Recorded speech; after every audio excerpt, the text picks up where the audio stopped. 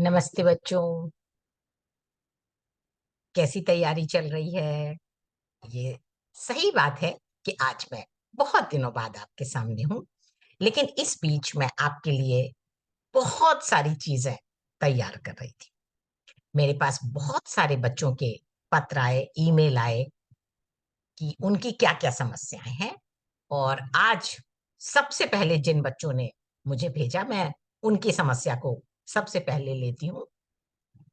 कुछ बच्चों ने मुझे लिखा सार लेखन के बारे में कि पिछली परीक्षाओं में उन्हें सार लेखन में अच्छे नंबर नहीं मिले। जबकि मैं समझती हूँ कि अगर सार आपने अच्छी तरह से लिखा है, अपने शब्दों में लिखा है, तो उसमें से 10 में से 8 नंबर, या कई बार अच्छे बच्चों को जो भाषा की गलतियां नहीं करते, उन्हें 9 नंबर भी मिलते हैं। तो आज मैं आपकी इस समस्या का निराकरण करूंगी। आपको सार लेखन उन टिप्स और ट्रिक्स के साथ समझाऊंगी, एक उदाहरण भी दूंगी ताकि आप इस बात को अच्छी तरह से समझ सकें और अगली बार जब भी आपकी परीक्षा हो तो आप सार लेखन में 100% अंक प्राप्त कर सकें। आज के वीडियो में मैं आपको सार लेखन के बारे में समझाऊंगी। आप बिल्कुल तैयार हो जाइए, क्योंकि मैं आपको एक उदाहरण भी दूंगी ताकि आप उस चीज को अच्छी तरह से समझ सकें। आज के बाद आप टिप्स एंड ट्रिक्स के अकॉर्डिंग चलेंगे तो मुझे पूरी उम्मीद है कि आप उसमें 100% अंक प्राप्त कर पाए। सबसे पहले आइए हम बात कर लेते हैं कि सार लेखन के समय हमें किन बातों पर ध्यान देना चाहिए। ये बात सबसे जरूरी है कि हम इस बात को समझ लें कि सार लेखन के लिए हमें किन बातों को दिमाग में रखना बहुत जरूरी है। सबसे पहली बात आप ये समझ के चले कि सार लेखन का मतलब एक आर्ट है, लिखने की कला है, जिसमें हम मूल वस्तु में परिवर्तन किए बिना दी गई शब्द सीमा के अनुरूप अपने शब्दों में उसका संक्षेपीकरण करते हैं। हम्म? दूसरी बात कि सार लेखन करते समय बच्चों आप गद्यांश को 2 बार, कम से कम 2 बार समझकर अवश्य पढ़ें। आपने उस पैराग्राफ को पहले एक बार पढ़ लिया है क्योंकि आपने जब टिप्पणी लिखी उस पर, और उसके बाद आपको उसी गद्यांश पर सार लिखना होता है।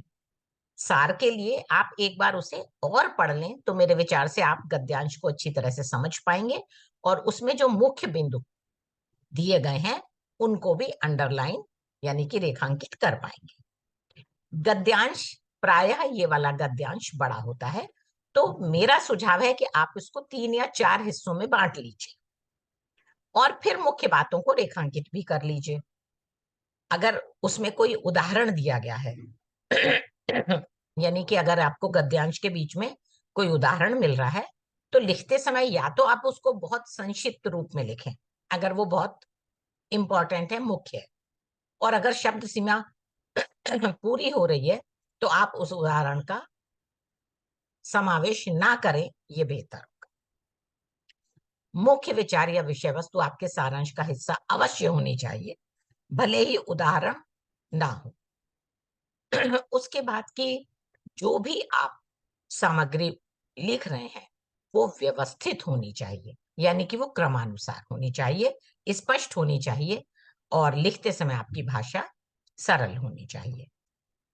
7वीं मुख्य बात है कि कहावतों और मुहावरों का अगर प्रयोग गद्यांश में किया गया है तो आप उन्हें छोड़ सकते हैं। सारांश लिखते समय ये बात बहुत महत्वपूर्ण है कि आप थर्ड पर्सन यानी कि अन्य पुरुष का प्रयोग करेंगे, मैं यानी कि फर्स्ट पर्सन का प्रयोग बिल्कुल नहीं करेंगे।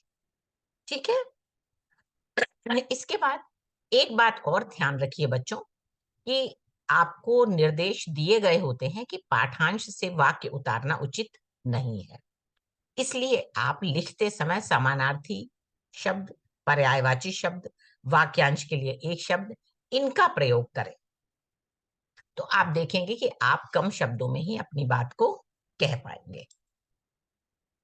अच्छा, अब एक बात और ध्यान रखने वाली बात है, कई बार मैंने देखा है बच्चे 100 शब्दों से कम में लिख लेते हैं सारांश, लेकिन कभी भी आप 100 शब्दों में जब आपको पूछा जा रहा है तो आपके शब्द 100 या 90 से कम नहीं होने चाहिए, और अगर आपके शब्द 120 भी हो रहे हैं तो भी मान्य है, क्योंकि जो आप कारक चिन्ह प्रयोग करते हैं अपने वाक्यों में उनको हम नहीं गिन रहे।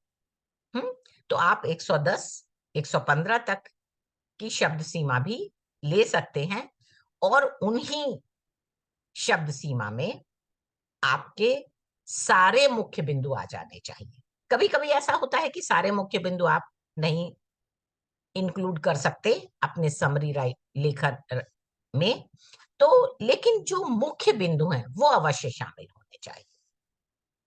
ये सार लेखन का एक नियम है कि जितना हमारा गद्यांश होता है उसका हम 1/3 सार के लिए लिखते हैं। आपको चूंकि प्रश्न के साथ ये दिया गया होता है कि आपको 100 शब्दों में, और वो भी अपने शब्दों में लिखना है, तो निर्देश की इन दो बातों का आप विशेष ध्यान रखें। सारांश लिखने के पश्चात आप एक बार उसे अवश्य पढ़ें, ताकि आपको ये बात समझ में आ जाए कि विषय वस्तु के साथ साथ वो सिलसिलेवार है, यानी कि व्यवस्थित क्रम में है, स्पष्ट है, अपने आप में पूर्ण है और शब्द सीमा के अंतर्गत है। मैं आपको एक उदाहरण दिखाती हूँ। ये आपको एक उदाहरण दिया गया है, और ये अगर गद्यांश की बात करें तो आपकी पतवार बुक से ही है। झुर्रियों का दर्द मिटाता मैत्री वृद्धाश्रम, और ये एक अच्छा पैसेज है। मैंने यहाँ पीला बैकग्राउंड कलर दिया है, उसका क्या तरीका है, कैसे सॉल्व करेंगे, कैसे आप अभ्यास करेंगे सार लेखन का, आप इसको अच्छी तरह से समझ लीजिए। ये काफी बड़ा गद्यांश है, और इसको मैंने 4 टुकड़ों में बांटा है। देखिए, पहले टुकड़े को मैंने पीला कर लिया है, दूसरे टुकड़े को मैंने ग्रीन कलर दिया है, तीसरे टुकड़े को मैंने पीच यानी कि नारंगी रंग, हल्का नारंगी रंग दिया है, और चौथे टुकड़े को मैंने नीला रंग दिया है।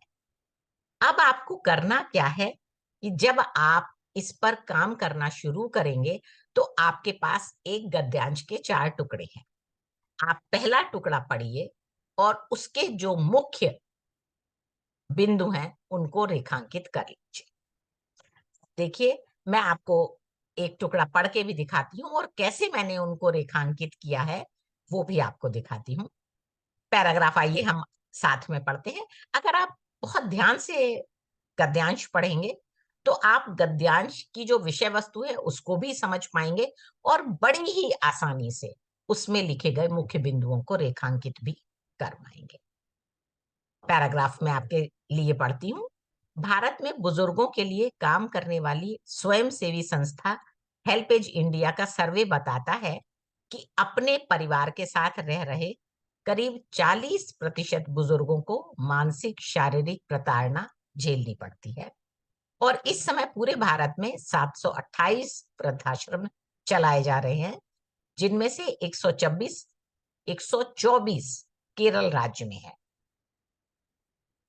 89 यानी कि 89 साल की उम्र, चेहरे पर ढेर सारी झुर्रियां, मुंह में भी दांत नहीं, लेकिन चेहरे की चमक ऐसी जैसे किसी मासूम बच्चे के चेहरे पर होती है। ये चमकदार और हंसता मुस्कुराता चेहरा है लद्दाख में स्थित गैर सरकारी संगठन Mahabodhi international meditation centre IMIMC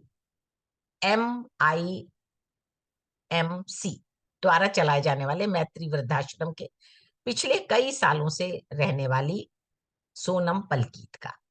आश्चर्य की बात यह है कि उम्र के इस पड़ाव में भी सोनम जी में जीने का उत्साह ठीक वैसे ही है जैसा युवाओं में होता है। जीवन से कोई शिकायत नहीं, वह भी तब जब इस दुनिया से में उनका कोई अपना नहीं। अगर कोई है तो वह है इस वृद्धाश्रम में रहने वाली उनकी जैसी ही कई औरतें। यहाँ रहने वाली प्रत्येक महिला की अपनी कहानी है। सोनम की कहानी भी कम दिलचस्प नहीं है। इस बारे में सोनम बताती हैं, मैंने शादी नहीं की। माता पिता और भाई बहन के गुजर जाने के बाद ये सोच हमेशा सताती रहती थी कि कहीं भाई बहन के बच्चों पर बोझ ना बन जाओ। इसी बीच एक यात्रा के कारण अपने गांव हनिशुकु में से ले आना हुआ, और इस वृद्धाश्रम के बारे में पता चला, तभी निश्चय किया कि बाकी की जिंदगी यहीं गुजार। अब इस टुकड़े में जो मुख्य बिंदु है वो देखिए मैंने किस तरह से लिखा है। सिर्फ उसको 4 से 5 लाइनों में लिखा है। भारत स्थित स्वयंसेवी संस्था हेल्पेज इंडिया के सर्वे के अनुसार 40% बुजुर्ग मानसिक और शारीरिक प्रताड़ना झेलते हैं। पूरे भारत के 728 वृद्धाश्रमों में से 124 केरल में ही है। लद्दाख स्थित मैत्री वृद्धाश्रम की मुस्कुराते चेहरे वाली अविवाहित सोनम पलकीत ने किसी पर बोझ न बनने के कारण वृद्धाश्रम में ही जिंदगी गुजारने का निश्चय किया। हमने उस पूरे गद्यांश की मुख्य बात को 4 से 5 लाइनों में लिख लिया। ऐसे ही मैंने जो ग्रीन कलर से लिखी हैं उसमें देखेंगे आप, क्योंकि मुझे उसमें लगा कि कोई खास ऐसी चीज नहीं है, इसलिए मैंने उसको बिल्कुल छोटा सा करके लिख दिया है। कहने को तो लद्दाख में समय के साथ काफी बदलाव आया है, लेकिन इन बदलावों के बीच लद्दाख की परंपरा धीरे धीरे दम तोड़ती जा रही है। विशेषकर बुजुर्गों की देखभाल के मामले में इस संबंध में लद्दाख से 8 किलोमीटर की दूरी पर स्थित स्पुटक गांव की जेरिन डोलमा बताती हैं, पहले बुजुर्गों को अपने पास रखने के लिए प्रत्येक घर के समीप एक अन्य छोटा सा घर, जिसे लद्दाखी भाषा में खांगबू कहते हैं, बनाया जाता था ताकि दोनों पीढ़ियों के बीच एक प्रकार का संपर्क हमेशा बना रहे। लेकिन धीरे धीरे इस परंपरा ने दम तोड़ दिया और बात जहां तक वृद्धाश्रम की करें तो इस जगह जाना कौन चाहता है, लेकिन जब आपके घर वाले ही आपको नजरअंदाज करें तो और कोई रास्ता भी तो नहीं बचता। इस टुकड़े को देखिए, मैंने इसमें जो भी मुख्य बात है मैंने उसको अपने शब्दों में इस यहाँ पर ग्रीन कलर के साथ लिखा हुआ है। लद्दाख में घरों के समीप खांगबू अर्थात वृद्धों के रहने के लिए स्थान बनाया जाता था ताकि दोनों पीढ़ियों में संपर्क हमेशा बना रहे, परंतु आज इस परंपरा ने दम तोड़ दिया है। इसी तरह से मैंने तीसरा टुकड़े जो मैंने पीच कलर में लिया है उसमें से भी मुख्य बिंदु को निकालकर गद्यांश में लिखा है। आपके लिए ये भी पढ़ देती हूँ। उपयुक्त प्रतिक्रिया से स्पष्ट होता है कि अलग अलग महिलाओं के लिए इस वृद्धाश्रम के अलग अलग मायने, लेकिन विशेष रूप से मैत्री वृद्धाश्रम के इतिहास की बात की जाए तो इस आश्रम की बुनियाद सकुर बुचान गांव की रहने वाली रगांटोज वांग ने डाली, जो कुछ साल पहले बीमार अवस्था में लद्दाख के सरकारी अस्पताल सोनम नुरबू मेमोरियल में इलाज करवाने आई थी। इलाज के लंबे समय के दौरान उन्हें महसूस हुआ कि घर से ज्यादा देखभाल तो उनकी अस्पताल में हो रही है। इसीलिए उन्होंने घर वालों के साथ जाने के बजाय बीमारी का बहाना बनाकर अस्पताल में ही रहने का इरादा कर लिया और इस तरह लगभग 7 साल बीत गए। इस समय में रगांटोज वांगने अस्पताल में इलाज के उद्देश्य से आई अपनी ही जैसी 3 वृद्ध महिलाओं के साथ मिलकर अंततः 1995 में यानी 1995 में संघ सेना, जो पिछले वर्षों से लद्दाख के विकास के लिए काम करते रहे हैं, और MIMC के अध्यक्ष के साथ मिलकर मैत्री वृद्धाश्रम की शुरुआत की। इसमें से देखिए मैंने जो टुकड़ा निकाला है, जो मुख्य बिंदु निकाले हैं, अब आप समझ पाएंगे कि इतने बड़े पैसेज में से जो मुख्य बिंदु हैं वो मैंने अपने सारांश में किस तरह से शामिल किया है। मैत्री वृद्धाश्रम की बुनियाद रखने वाली रगांटोज रवांग ने बीमारी के दौरान अस्पताल में रहते हुए अपनी अच्छी देखभाल से प्रभावित होकर अस्पताल में ही रहने का निर्णय लिया। बाद में अपने जैसी ही 3 वृद्ध महिलाओं, संघ सेना और MIMC के अध्यक्ष के साथ मिलकर 1995 में मैत्री वृद्धाश्रम की शुरुआत की। हो गया ना? अभी आप इसको पढ़ के समझ पाएंगे कि कैसे मैंने सिर्फ उस गद्यांश के टुकड़े में से मुख्य बिंदु को अपने सारांश में शामिल किया है, वो भी अपनी भाषा में। अब चौथे टुकड़े को अगर देखिए तो ये है चौथा टुकड़ा आपके सामने, जो नीले रंग से लिखा गया है। इस वृद्धाश्रम के बारे में खुद संघ सेना कहते हैं, मानवता से बड़ा कोई धर्म नहीं और ऐसे लोगों की सेवा करना तो सबसे बड़ा पुण्य है। यहाँ यह वृद्धाश्रम में रहने वाली महिलाओं यह वृद्धाश्रम में रहने वाली महिलाओं के जीवन में अलग स्थान रखता है। किसी के लिए यह पूरे परिवार की तरह है, तो किसी के लिए बचे हुए जीवन को गुजारने का आसान तरीका। 72 वर्षीय नन इशले स्पाल्डन, जो पिछले 21 वर्षों से इस आश्रम में रह रही हैं, आश्रम के प्रति अपने अनुभव को साझा करते हुए कहती हैं, अच्छी जिंदगी गुजारने के लिए जिन चीजों की आवश्यकता होती है, वह सब यहाँ उपलब्ध है। जब सवाल किया गया कि क्या यहाँ कभी यहाँ आपको डर या अकेलेपन का एहसास हुआ, तो मुस्कुराते हुए इशले जवाब देती हैं, डर क्यों लगेगा? और मैं भी अभी मरने वाली भी नहीं, क्योंकि मेरी अंतरात्मा अभी जिंदा है। अब इस टुकड़े को देखिए, मैंने इस नीले रंग से आपको लिखकर दिखाया है। यह वृद्धाश्रम सभी के लिए अलग-अलग महत्व रखता है। किसी के लिए जीने का आसान तरीका, तो किसी के लिए पूरा परिवार है। 21 वर्षों से इसी आश्रम में रहने वाली इशले के अनुसार यहाँ जिंदगी जीने के लिए सभी आवश्यक चीजें उपलब्ध है। अकेलापन और डर जैसी कोई बात नहीं है। हुँ? अब आप समझ पाएंगे बच्चों कि अगर हमने उस गद्यांश को 4 टुकड़ों में बांट लिया, तो हमारे लिए लिखना और भी आसान हो जाता है और आप बड़े आराम से 100 शब्दों में अपना सारांश लिख पाएंगे। एक बच्चे ने मुझे इसका एक नमूना भी भेजा था।